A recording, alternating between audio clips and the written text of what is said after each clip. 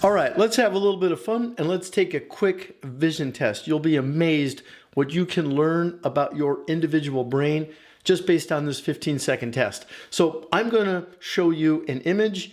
I want you to think to yourself what you see, and then the image is going to start rotating, and I want you to think which way it's spinning. Here we go.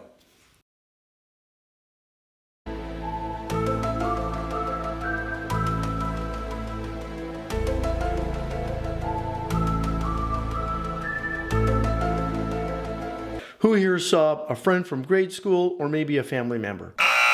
I'm kidding. Of course, everybody saw a cat. Now, look at me, and who saw the cat spinning this way, which would be clockwise from your perspective, or who saw the cat spinning this way, which would be counterclockwise from your perspective?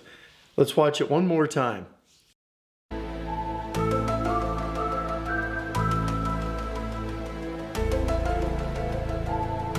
And let's watch it one more time just to be sure.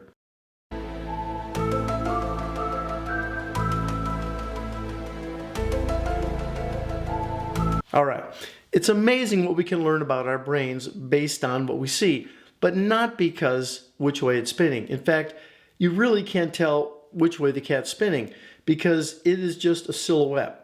So you don't know if it's facing you when it starts or facing away from you when it starts. But if for whatever reason you imagine it's facing you, it'll look like it's spinning this way because its paws come out to the side. But if for whatever reason you imagine it's facing away from you, well, it looks like it starts spinning this way. But I did promise you I could tell you something about your individual brain, and that's true. Whichever way you see that cat spinning, the more difficult, actually almost impossible it becomes to see it spinning the other way.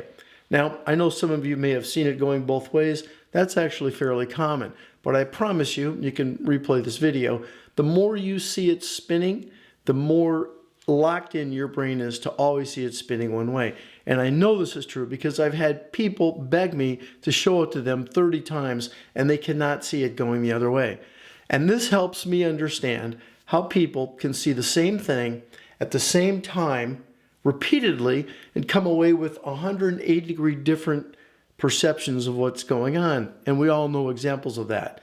And it's not just fun optical illusions that this is evidenced with. This actually impacts how we do our work and how we live our lives.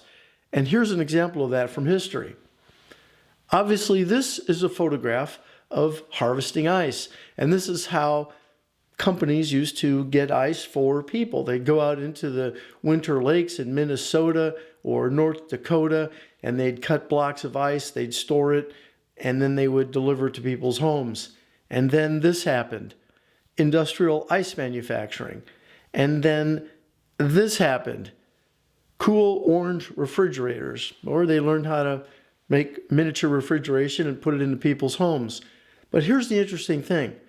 There were dozens of companies that harvested ice employing hundreds of people, and they knew more about making ice than anybody.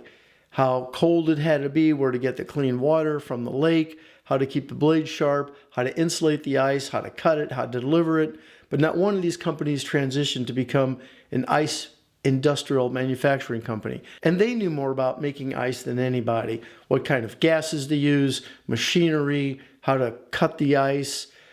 But not one of these companies transitioned to become an appliance manufacturer because really they saw the world or the cat continuing to spin in the same direction that they'd always seen it, and they didn't realize that there was another way of looking at things. So the lesson here, I think, is to always be open to new perspectives and new ways of thinking and seeing things, because sometimes the world spins differently than we think.